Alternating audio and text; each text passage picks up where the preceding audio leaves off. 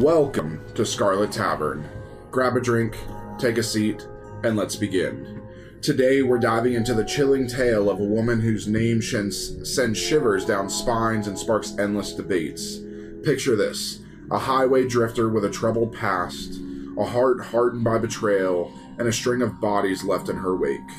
Buckle up, dear listeners, as we take a ride down the twisted path of Aileen Wuornos, America's most infamous female serial killer. Was she a cold-blooded murderer, or a victim of her own circumstances? Grab your coffee, dim the lights, and prepare to uncover the haunting truth behind the legend of the Damsel of Death. This is Scarlet Tavern. Alright. Aileen Wuornos. Oh, she crazy. Sorry, yeah. Spoiler alert. So, Aileen Wuornos, growing up, I knew a lot about Aileen Wuornos because a lot of her shit happened in Florida. I think all of it happened in Florida. Even though she's not from Florida, she's from Michigan. That says a lot. But everything happened in Florida, so when you're from Florida, especially being a cop in Florida, you learn about Aileen Wuornos. I mean, that's saying a lot for Michigan. Yeah. From the actual dedicated Midwesterner here. Mm-hmm. That does not surprise me at all. So Sorry, Michigan. Just kind of a thing, when we get into her childhood at the beginning here, her childhood was pretty fucked up. Yeah. It's, again, just like we talked about last week, it's a whole nature versus nurture thing. Mm-hmm. If she would not have had this fucked up childhood, would she have turned out the way she did? And we'll talk about that at the end. So nature versus nurture. Exactly. So... Also, to our Michigan listeners, Kayde and I apologize for the jokes. Pam I don't. Pam does not. She is from Wisconsin. She hates you all. Yeah. So, Wuornos was born Aileen Carol Pittman on February 29th, 1956 in Rochester, Michigan. Her mother, Diane Wuornos, was 14 years old when she married Eileen's father, 18-year-old Leo Pittman. Keep in mind, this is the 50s. This was very common. On June 3rd, 1954. Still kind of fucked up. It was very common. I mean, in the 80s, my aunt got married to my uncle at 16 and he was 26. My grandmother signed off on it. On March 14th, 1955, Diane gave birth to Eileen's older brother, Keith. After less than 2 years of marriage and 2 months before Aileen was born, Diane filed for divorce. She gave birth to Aileen at the age of 16. Wuornos never met her father. In 1967, Leo Pittman was sentenced to life imprisonment for kidnapping and raping a 7-year-old girl. Pittman was diagnosed with schizophrenia. He committed suicide by hanging in prison on January 3rd, 1969. Good. In January 1960, when Wuornos was almost 4 years old, Diane abandoned her children, leaving them with their maternal grandparents, Lori and Britta Wuornos, both alcoholics, who legally adopted Keith and Aileen on March 18, 1960. By the age of 11, Wuornos began engaging in sexual activities in school in exchange for cigarettes, drugs, and food. She had also engaged in sexual activities with her brother. Wuornos said that her alcoholic grandfather had sexually assaulted and beaten her when she was a child. Before beating her, he would force her to strip out of her clothes. In 1970, at age 14, she became pregnant after being raped by a family friend. Wuornos gave birth to a boy at home for unwed mothers on March 23, 1971, and the child was placed for adoption. A few months after her son was born, she dropped out of school at about the same time that her grandmother died of liver failure. When Wuornos was 15, her grandfather threw her out of the house, and she began living in the woods near her old home and supported herself through prostitution. So, like I said, pretty happy childhood. Yeah. Yeah. Very Norman Rockwell. Mm-hmm. That is very much nature versus nurture coming. Oh, we'll see even more. Especially because it's like other people have gone through this and have not done what she's done. Yeah, I mean, obviously and we'll talk about it more at the end, there's something wrong in her head still. Mm-hmm. But just like with what we talked about last week, there's something wrong in their head, but a lot of people have something wrong in their head. It's something wrong in the head plus a traumatic event that has changed them entirely. With Aileen Wuornos, it's literally just one thing after another. Yeah. I mean, and then at 15, supporting herself through prostitution at 15 years old. Good. in the 70s, which was actually very common. So, on May 27th, 1974, at age 18, Wuornos was arrested in Jefferson County, Colorado for driving under the influence, disorderly conduct, and firing a .22 caliber pistol from a moving vehicle. She was later charged with failure to appear. In 1976, Wuornos hitchhiked to Florida, where she met a 69-year-old yacht club president, Louis Gratz Fell. They married quickly, keep in mind, she is 20 years old at this point, so with a 69-year-old. I'm sure it's for love. Yeah. They married quickly, and the announcement of their nuptials was printed in the local newspaper society pages. Wuornos continually involved herself in confrontations at their local bar and went to jail briefly for assault. She also hit Fell with his own cane, leading to him gaining a restraining order against her within the weeks of marriage. She returned to Michigan, where on July 14, 1976, she was arrested at Bernie's Club in Mansalona in Antrim County and charged with assault and disturbing the peace for throwing a cue ball at a bartender's head. Good. She had a very bad anger problem. Yeah. On July 17th, her brother Keith died of esophageal cancer, and Wuornos received $10,000 from his life insurance. That's that sex money. Wuornos and Fell annulled their marriage on July 21st after only 9 weeks. In August 1976, Wuornos was given a $105 fine for drunk driving. She used the money inherited from her brother to pay the fine and spent the rest within 2 months buying luxuries, including a new car, which she wrecked shortly afterwards. She's a mess. Well, see, here's one of the things, too, is they've been debating this for years, but a lot of people believe alcoholism is inherited. Oh, It yeah. is. I firmly believe this. I can... So, a little bit about my childhood is my biological mother was an alcoholic. And so it's very easy to fall into an addiction when one parent has already had such a severe addiction to something. Plus the fact I wouldn't be surprised if Aileen Wuornos' mother was drinking or doing something while she was... She did not drink till later in life. Because she was only 16 when she had Aileen. So from what I remember, her mother didn't drink till a little bit later in life, and it was mostly her grandparents that were the alcoholics. Yeah. So in 1978, at the age of 22, she attempted suicide by shooting herself in the stomach. Between the ages of 14 and 22, she attempted suicide 6 times. If only she had succeeded. Yeah. On May 20th, 1981, Wuornos was arrested in Edgewater, Florida for the armed robbery of a convenience store where she stole $35 and 2 packs of cigarettes. Edgewater's a small town. I was wondering, where is that? Edgewater's a small town, Central Florida, if I remember right. She was sentenced to prison on May 4th, 1982, and released on June 30th, 1983. On May 1st, 1984, Wuornos was arrested for attempting to pass forged checks at a bank in Key West. On November 3rd, 1985, she was named a suspect in the theft of a revolver and ammunition in Pasco County, South Florida. On January 4th, 1986, Wuornos was arrested in Miami and charged with car theft, resisting arrest, and obstruction of justice for providing identification bearing her aunt's name. Miami police officers found a .38 caliber revolver and a box of ammunition in the stolen car.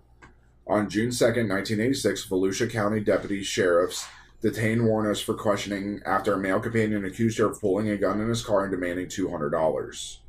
Wuornos was found to be carrying spare ammunition, and the police discovered a .22 pistol under the passenger seat she had occupied. Volusia County is South Florida. She likes South Florida. Well, it's nice and warm down there, I'm assuming. And then she's about to go a little further north. In 1986, 30-year-old Wuornos met 24-year-old Tyria Moore, a motel maid at Daytona Beach gay bar called Zodiac, which does not exist anymore. It closed down in the 90s. Oh. They moved in together, and Wuornos supported them with her earnings as a prostitute.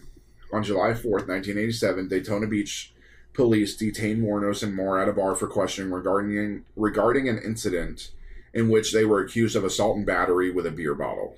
It's definitely got huge anger management. Oh, yeah. Yeah. I'm wondering if it wasn't because it doesn't always have to be alcohol.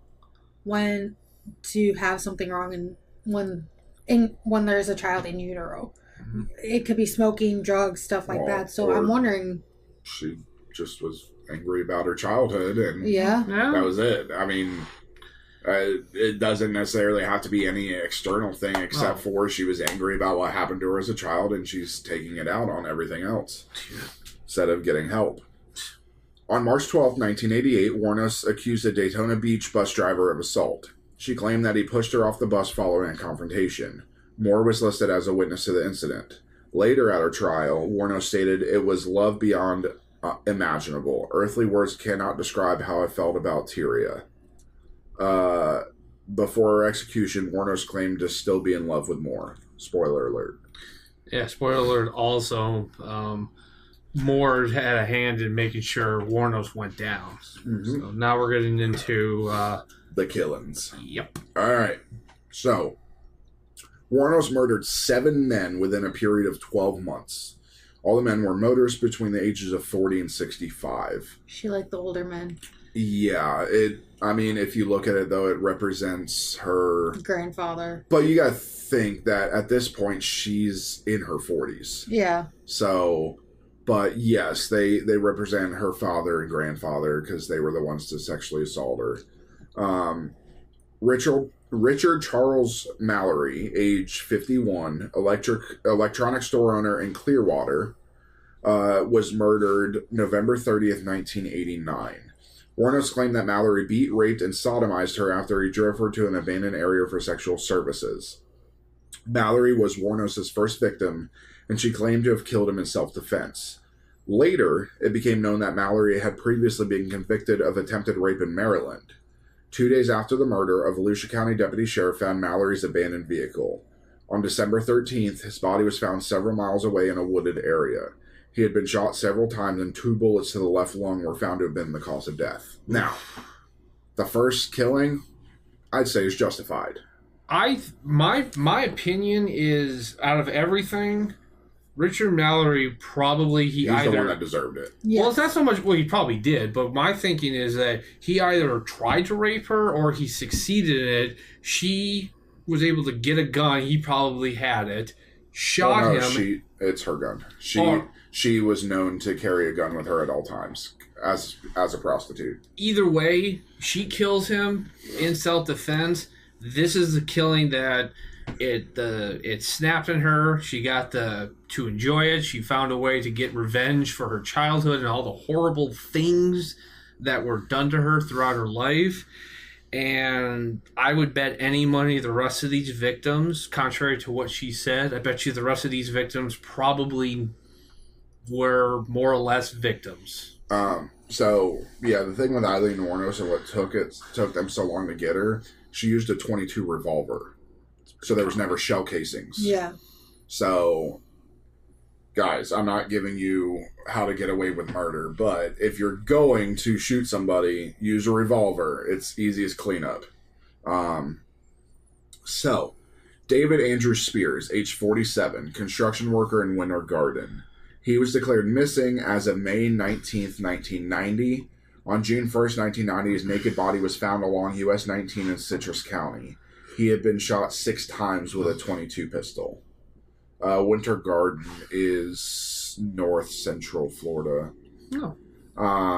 Charles Edmund Carskadden, age 40, part-time rodeo worker. He was murdered May 31st, 1990. On June 6, 1990, his body was found in Pasco County. He had been shot 9 times with a .22 caliber weapon. The body had been wrapped in an electric blanket and was badly decomposing when found. Witnesses saw Wuornos in possession of Carskadden's car, and Wuornos had also pawned a gun identified as belonging to Carskadden.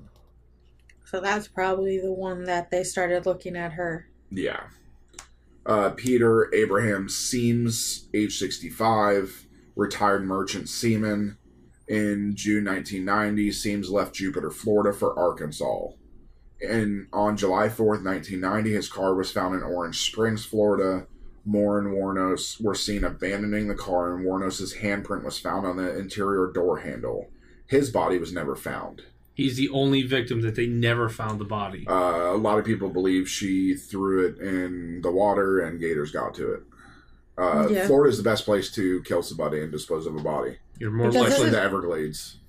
Because isn't that near the Everglades? Or no, that's Jupiter. Jupiter is like an hour, 2 hours south of me. Okay. Of where I'm from. Troy Eugene Burris, age 50. He was a sausage salesman from Ocala. On July 31st, 1990, he was reported missing. On August 4th, 1990, his body was found in a wooded area along State Road 19 in Marion County. He had been shot twice. Well, he sold a sausage to the wrong woman. Yep. Charles Richard Dick Humphreys, age 56, retired U.S. Air Force Major, former state child abuse investigator, which is fitting, and former chief of police. He was murdered September 11, 1990. September 12, 1990, his body was found in Marion County. He was fully clothed and had been shot 7 times in the head and torso. His car was found in Sewanee County. I'm wondering if she didn't do that one because of what he did and why, why didn't he find her and help her? No. I don't think that she would have known who these people, what he did. Yeah, but... You gotta remember, there's no internet. I mean, there is, okay, but not really. If he's... You don't know if they talked before she killed him? Listen, I've done plenty of prostitution stings. They weren't talking. Trust me. And that's and again, this is also assuming that this was prostitution. You got to remember, she was a hitchhiker. She is hitchhiking. Yeah. These people could have literally been like, "Hey, can I help you?" Yeah, boom, boom. More than likely, that's what happened with him. Yeah, because it happens, but it's less likely that a man like this looked for prostitution. Yeah. It's less likely. Air Force Major, child abuse investigator, and chief of police. So he was probably just one that This is the one that really made the papers. Exactly. In the 90s. Yeah, because of the chief of police. He was very well known in Marion County. Yeah. And then Walter Gino Antonio, age 62, trucker, security guard, and reserve police officer. At this point, he was an active reserve police officer. Oh, shit. On November 19th, 1990, Antonio's nearly naked body was found near a remote logging road in Dixie County. He had been shot 4 times. 5 days later, his car was found in Brevard County, which is the county just north of where I'm from. Like Melbourne and all that, that we drove through. Yeah. That's Brevard County. So, literally, she went through my county. Yeah. At this point, my dad was not a cop in that county yet. He had been a cop just a few years after this. But, yeah, this wrecked our entire part of Florida. Because, I mean, this was a reserve police officer from Dixie County, which is south. Yeah. So she was moving north. She literally went up and down the east coast of Florida. So on July 4th, 1990, Wuornos and Tyria Moore abandoned victim Peter Siem's car after they were involved in an accident. Rhonda Bailey, who witnessed the accident, provided police with a description of the 2 women, which later led to a media campaign to locate them. Police also found some of the victims' belongings in pawn shops. Wuornos' fingerprints that was found on a receipt at one of the pawn shops matched the print that was left in Siem's car. Wuornos had a criminal record in Florida, and samples of her prints were in a database. On January 9th, 1991, Wuornos was arrested at the Last Resort Biker Bar in Volusia County, which still exists. Oh, it does? Yes, and it is a very well-known biker bar. Is it a good bar, a shithole? It's a biker bar. Fair enough. Okay. It's, if I remember right, it's on A1A. And it's called The Last Resort because there's no other places around. On the pretext of an outstanding warrant in the name of Lori Grody. Police located Moore the next day in Pittston, Pennsylvania. She agreed to elicit a confession from Wuornos in exchange for immunity from prosecution. Moore returned with the police to Florida, where she was put up in a motel. Under police guidance, she made numerous telephone calls to Wuornos, pleading for help in clearing her name. 3 days later, on January 16th, 1991, Wuornos confessed to the murders. She claimed the men had tried to rape her and she killed them in self-defense. In November 1991, Wuornos was legally adopted by a 44-year-old Aileen Wuornos who saw her photo in a newspaper. Keep in mind, what? Aileen Wuornos, at this point, is older, almost older than this lady. Arlene Perel and her husband were like these really delusional, naive, like born again Christians, and like thought they could save her. Exactly. That's I tried looking it up. It was really. Well, this case at this point is starting to get national attention because this is a serial killer and it's a woman. This is even if the traditional definitions of a serial killer aren't exactly fitting with her, people are just saying serial killer, and then her past was coming out and this and that. It became a media circus.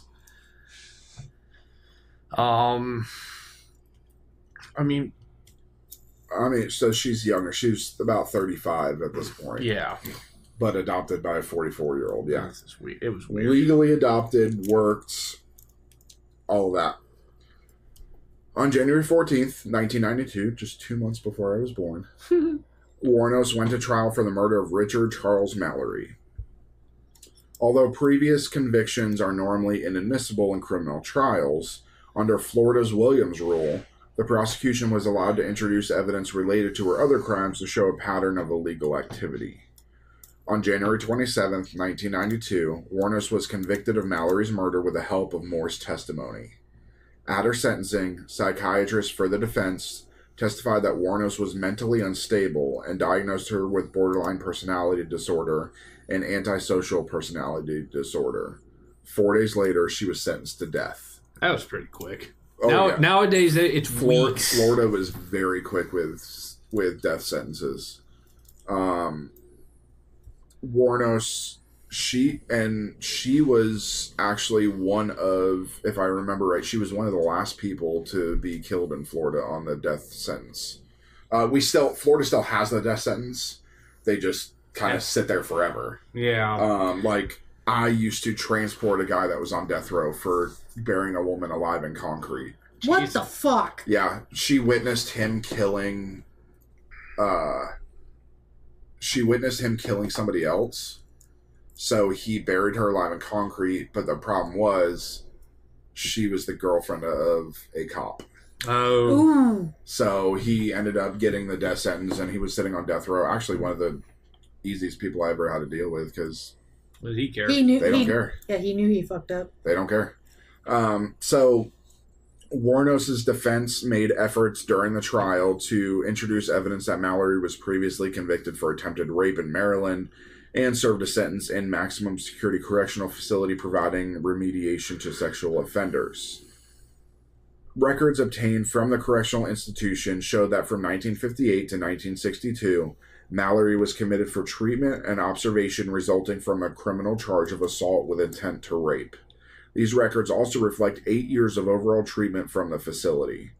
In 1961, quote, "It was observed of Mr. Mallory that he possessed strong sociopathic tendencies," end quote. However, the judge refused to allow the records to be admitted in court as evidence and denied Wuornos' request for a retrial. I mean, if she had just killed Mallory, that's it. It'd be one thing. This probably... But it didn't help that she killed a retired chief of police and an active reserve cop. Yeah, it's a bunch of... It's like, what about the rest of them? Were they all that way? And, yes, Well, and then you also... It's hard to scream rape when you're a prostitute. You literally have sex for a living. It obviously can still happen. It can, but... Look at your track record. If you don't want to be... and I don't mean to make this sound like non-understanding, but if you don't want to take the risk of being raped, don't be a prostitute. Yeah, because it's even... You chose to be a prostitute. Even in, if you're married or in a long-term relationship, it's still... if you say they raped me... Yeah. It's still very hard to prove. Technically in a consensual relationship. I think in Aileen Wuornos' situation, the fact that she is batshit crazy and is being diagnosed as this. It does not help her in any way.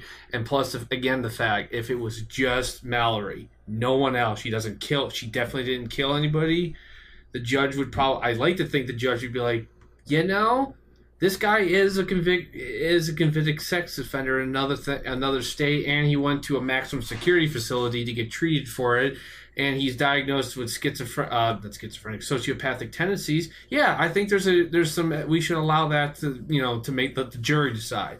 But there's literally 6 other people who, by all accounts, there's no record of them doing anything. Yeah. You can't even prove that they were soliciting you for prostitution. Technically speaking, you can't even prove that Mallory was soliciting you for prostitution. We only have her word for it. Yeah. And again, as we're going to see, she is crazy. Whether that's of her, that's a combination of some underlying problem and her upbringing, then, make your own decisions on that. On March 31st, 1992, I was 11 days old. Wuornos pleaded no. How old were you, Ben? I was 2 years and... I was about 5 years old, actually. I was 11 days old. 4 or 5 years old. I was 2 years and, Ben 4 was in months high old. school at this point. Fuck you. On March 31st, 1992, Wuornos pleaded no contest to the murders of Charles Richard Humphreys, Troy Eugene Burris, and David Andrew Spears, saying she wanted to get right with God. Yeah, okay. In her statement to the court, she said in part, quote, "I wanted to confess to you that Richard Mallory did violently rape me as I've told you, but these others did not. They only began to start to," end quote. On May 15th, 1992, Wuornos was given 3 more death sentences. In June 1992, she pleaded guilty to the murder of Charles Edmund Carskadden. In November 1992, she received her 5th death sentence. In February 1993, she pleaded guilty to the murder of Walter Gino Antonio and was sentenced to death again. No charges were brought against her for the murder of Peter Abraham Seams, as his body was never found. In all, Wuornos received 6 death sentences to run consecutive. Mm-hmm. Kill her, bring her back. Kill her, bring her back. Yeah. She was a cat. Wuornos told several inconsistent stories about the killings. She claimed initially that all 7 men had either raped or attempted to rape her while she was working as a prostitute, but later recanted the claim of self-defense, citing robbery and a desire to leave no witnesses as the reason for murder. During an interview with filmmaker Nick Broomfield, when Wuornos thought the cameras were off, she told him that it was, in fact, self-defense, but she could not stand being on death row, where she had been for 10 years at that point and wanted to die. Also, there is a great movie about Aileen Wuornos. Yes, with Charlize Theron. Charlize Theron plays Aileen Wuornos, and she does an amazing fucking job. We need to watch it. It's really good. Monster, if I'm not mistaken. Yes, it's called Monster. It is amazing. I will attempt to. You don't see the beginning of her life like that. Got it. No Hollywood movie would ever do. You don't see the beginning of her life. It's all about, they talk about her upbringing, but they don't show any of that. It's all about her adult life, her killings. That's why it's called Monster. I believe Charlize Theron actually won an Oscar for that role. Or was nominated, at least. Yeah. Charlize Theron's an amazing actress. But yeah, she ended up looking just like Aileen Wuornos. Yeah, that's what took everyone away, because Charlize Theron is a very beautiful woman. And Aileen Wuornos is a very non-beautiful woman. Yeah. She is hideous, or was hideous. Well, she still is. She's dead. Yeah. So she's still hideous. She actually looks better now than she did when she was alive. So Wuornos was incarcerated at the Florida Department of Corrections Broward Correctional Institute, BCI. Been there so many times. Death row for women, then transferred to the Florida State Prison for execution. Been there a lot. Her appeal to the U.S. Supreme Court was denied in 1996. In a 2001 petition to the Florida Supreme Court, she stated her intention to dismiss her legal counsel and terminate all pending appeals. "I killed those men," she wrote, "robbed them as cold as ice, and I'd do it again too. There's no chance in keeping me alive or anything, because I'd kill again. I have hate crawling through my system. I am so sick of hearing this she's crazy stuff. I've been evaluated so many times. I'm competent, sane, and I'm trying to tell the truth.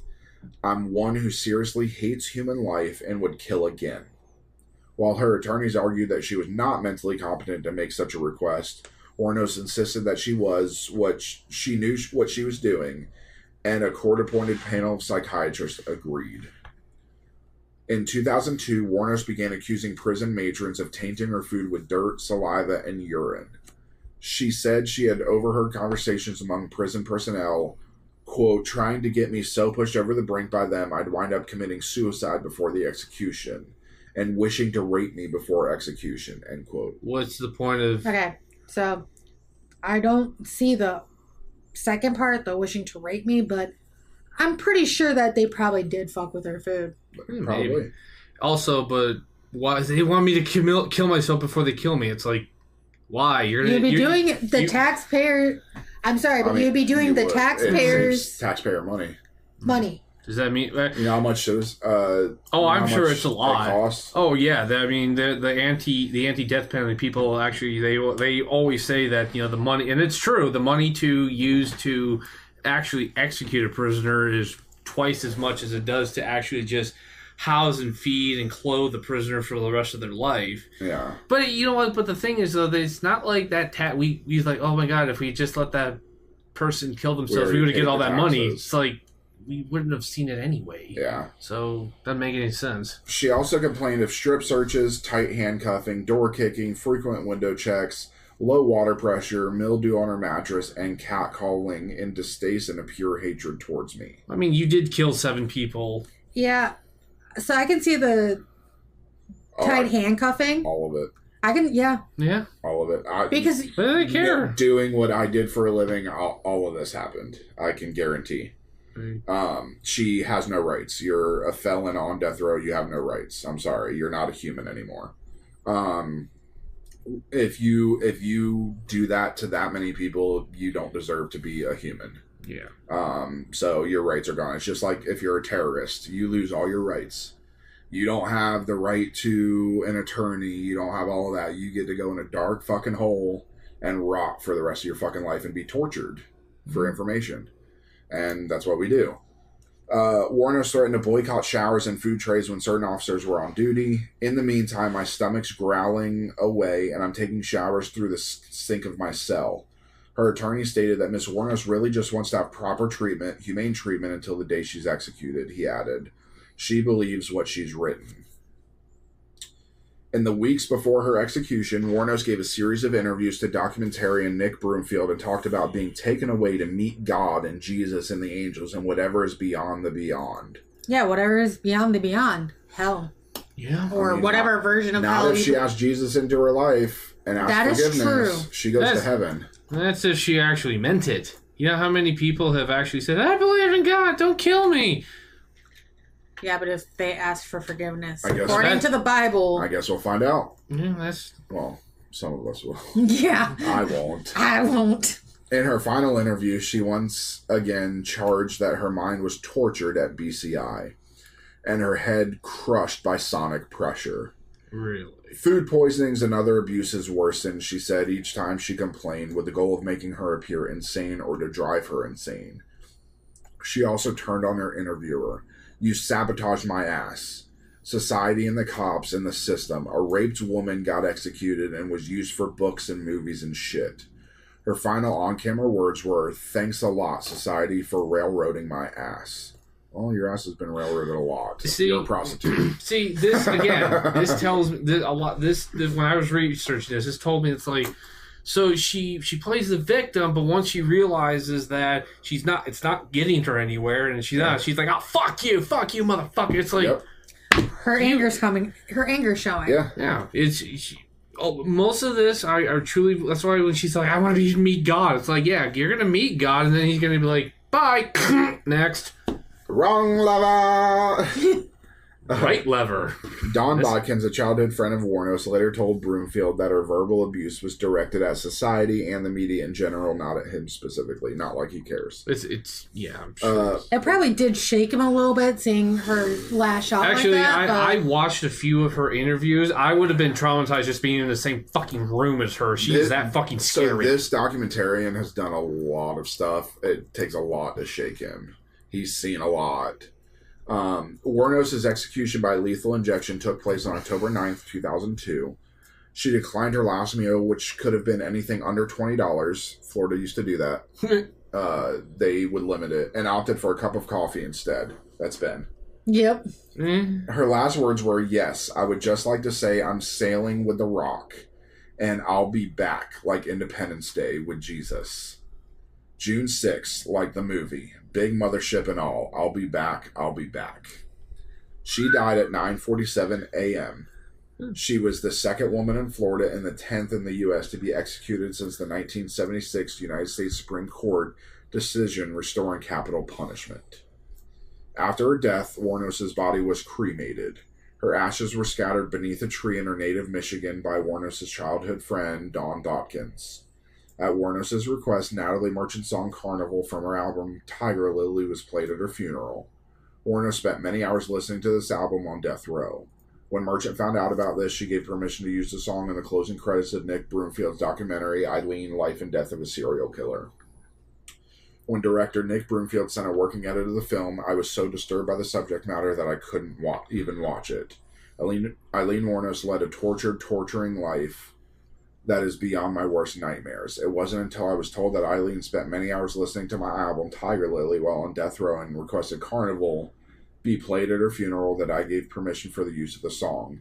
It's very odd to think of the places my music can go once it leaves my hands. If it gave her some solace, I have to be grateful. Broomfield later speculated on Wuornos' state of mind and motives. I think this anger developed inside her, and she was working as a prostitute. I think she had a lot of awful encounters on the roads, and I think this anger just spilled out from inside her and finally exploded into incredible violence. That was her way of surviving. I think Aileen really believed that she had killed in self-defense. I think someone who's deeply psychotic can't really tell the difference between something that is life-threatening and something that is a minor disagreement, that you could say something that she didn't agree with. She would get into a screaming black temper about it, and I think that's what had caused these things to happen. And at the same time, when she wasn't in those extreme moods, there was an incredible humanity to her. Now, just a quick wrap-up on her psychopathology. This is from her, some of the specialists that examined her. According to some specialists, Wuornos' crimes have been related to her psychopathic personality and her psychotraumatic past. Assessed during the psychopathy checklist, Wuornos scored 32 out of 40, with a cutoff score of 30 for determining psychopathy. Wuornos was also known to meet the relevant criteria for determining borderline personality disorder and antisocial personality disorder. According to Bryce Arrigo, Wuornos' childhood sexual abuse and career in sex work irrevocably damaged her, and it could be seen that traumatic experiences throughout most of her young life could play a part in Wuornos' psychological state, including her biological mother's departure as well as her grandmother ignoring the abuse she endured from her grandfather, thus leading to a lack of development of a mother-daughter bond for Wuornos as a young girl. The damage was then made worse because both Wuornos and her brother believed that their grandparents were their biological parents. But at the age of 11, they learned this was not the case, which further damaged the relationship between Wuornos and her adoptive parents. Wuornos was also known to have early behavioral problems such as having explosive temper, which limited her ability to make friends, as well as making it increasingly difficult for her to maintain relationships. Her traumatic upbringing, including her physical and sexual abuse, have been partially linked to the development of her borderline personality disorder. Such severe trauma can also disrupt the structuralization of the mind at various developmental points and result in primitive, dissociative, and splitting defenses to ward off the intensity of emotional and sexual stimulation that cannot be integrated as a child.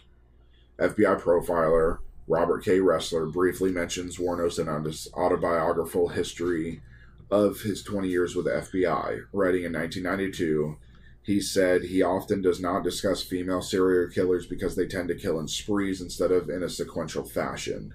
He noted Wuornos as a sole exception. Ressler, who allegedly coined the phrase serial killer, as we talked about him last week, to describe murder as seeking personal gratification, does not apply it to women killing in postpartum psychosis or to any murderer acting solely for financial gain, such as women who have killed a series of boarders or spouses. The Black Widow kind of criminals. Correct. So, final thoughts on Aileen Wuornos, especially nature versus nurture. I honestly think it was nature versus nurture, just for the fact that she was abandoned by her mother as a young child, got put with her biological grandparents who continued to abuse her, and then just like everything just compounded on her that she could never escape it.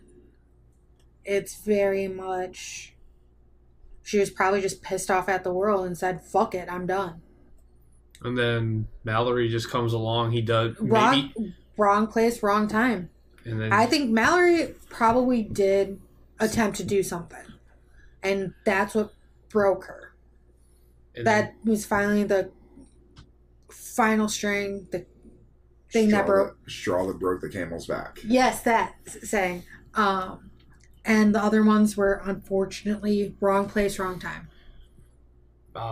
Yeah, I mean, it was just one thing. I don't think Aileen Wuornos, and again, this doesn't excuse anything what she did. She long past being a victim. I would have to say even probably before Mallory, just from her criminal record. Yeah. But I don't think she got a fair life. Just kicked her right down and kept her down. She didn't have a fair shake at life. One thing after another from such an early age. People have been known to bounce back for that. She didn't. She was just not strong enough to bounce back from it, and it just seems like she didn't have that ability to, like, that helping hand to bounce back. Yeah, and Mallory, maybe he does something. I'm inclined to agree. He probably tried something. This time, instead of just taking whatever the hell someone did to her, she kills him, and then she liked it. Because that's ultimately what I see in this. She killed him, and then she realized, I have the power now. And then because all the other victims are shot 7 times, 9 times. This is, to me, given her mental state, this is, she is just probably loving this. And then eventually it probably becomes business at that point. Just, all right, let's just kill this guy and steal his stuff. Unfortunately for her, she happened to kill the last 2 victims. She just happened to kill were men of noteworthy, and they were going to get her notoriety. That's it. So I don't see her as a serial killer, even though she's listed as a serial killer. Yeah, she's a spree killer. Yeah, there's a difference. Serial killers tend to have the same MO for everything. They usually take trophies. They're very specific things. She is a spree killer. She kills when she can.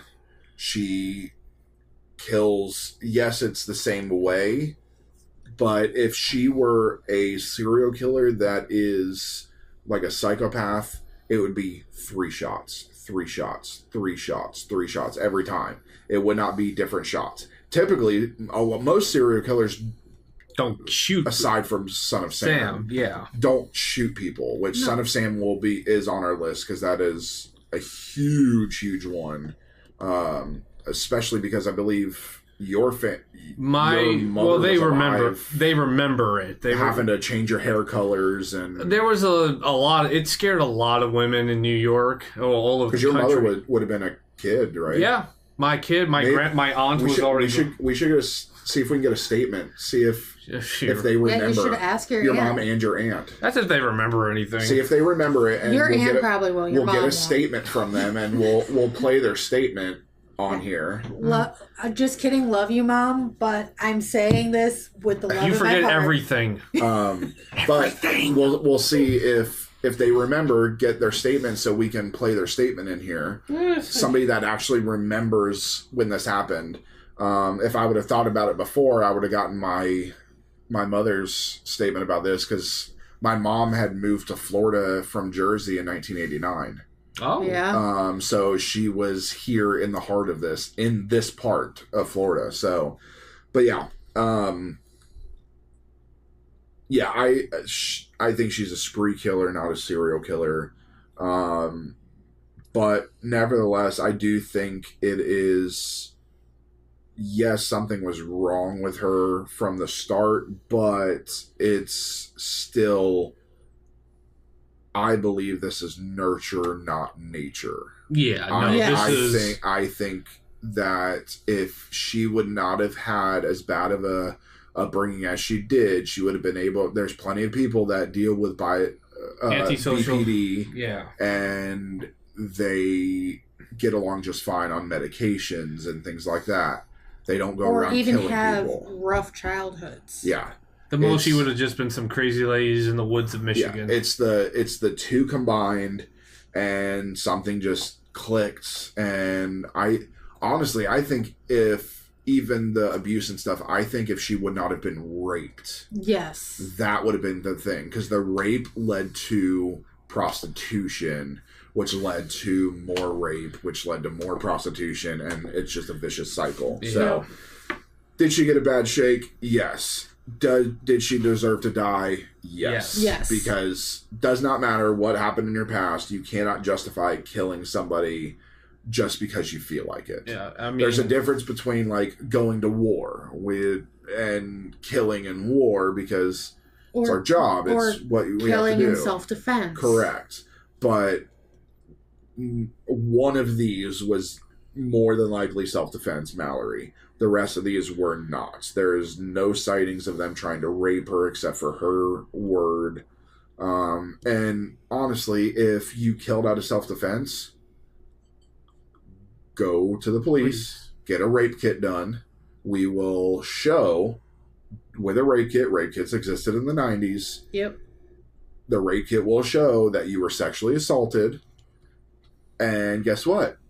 Done. We're done. Mm-hmm. That's it. But no, you didn't do that. So, but yeah, I... Probably at that time she didn't trust the cops. But, I mean, cops didn't trust her either. Look at all the shit she did. Yeah. So, she was a very decorated criminal. But yeah, so that was Aileen Wuornos. We are going to take a break from killing. Well, no, we go serial killing. Vicky Dawn Jackson. Yeah, I know, but we have our 4th of July episode. So we'll take a... They're still killing, but not like this. But for America. The justified killing. But we want to thank you for visiting Scarlet Tavern. Please remember to turn in your glasses, push in your seat, and always tip the bard. Good night, everybody. Good night.